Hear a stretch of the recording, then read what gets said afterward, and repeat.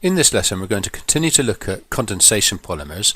In particular, we're going to look at polyamides, and in the next lesson, we're going to look at polyesters.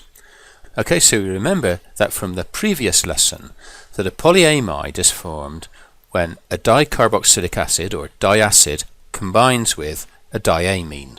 Okay, so this is our dicarboxylic acid. We've got the alkyl group in the middle, and then at either end carboxylic groups. Likewise with the diamine, we've got the alkyl group in the middle, and at either end the amine group.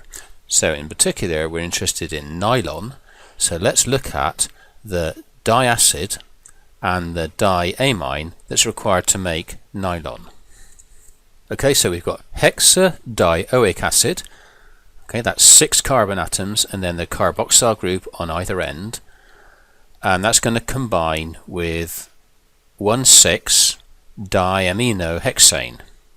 So we've got 6 carbon atoms there, and at either end of the chain the amino group. So in forming the polymer, and we're not going to go into the manufacturing processes here, neither are we going to explain how either of these diacid or diamines are produced. That's outside of the GCSE course. What we do need to know is how these will link together, okay, when they're made to combine. So to do that, let's just quickly look at the structures of these two monomers.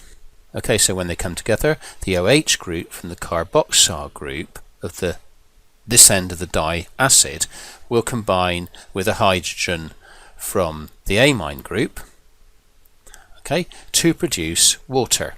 Okay, so we're going to get water produced as one of the products. Remember that condensation polymerization often results in the production of water, and that's why these are known as condensation polymers, and as a result of this the two monomers will become linked like this.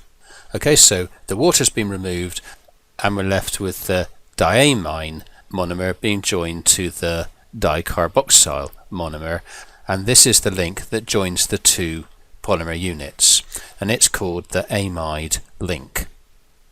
Okay, so we can represent these alkyl groups in the middle symbolically using these rectangles, and then you can get a better picture of what the polymer looks like with the amide link in place. Okay, so it will look like this. Okay, so this is a symbolic representation of the polymer of nylon with the amide link in place connecting the two alkyl groups. So nylon is an example of a polyamide, and the name polyamide comes from the type of link that holds the alkyl groups in the chain together.